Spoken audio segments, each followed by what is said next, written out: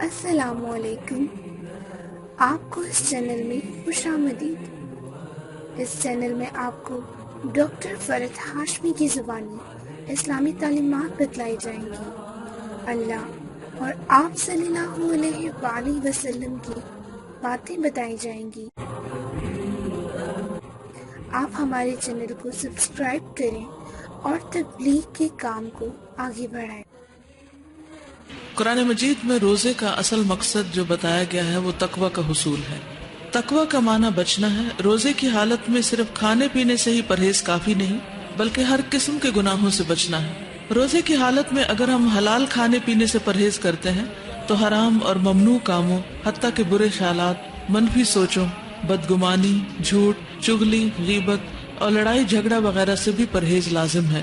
کھانا پینا انسان کے پسندیدہ مشاغل میں سے ہے، لیکن روزے میں بھوک کا تجربہ انسان کے اندر ایسی قوت پیدا کر دیتا ہے کہ وہ اس قابل ہو سکے کہ اللہ کی خاطر اپنے منفی جذبات کو بھی قابو رکھ سکے۔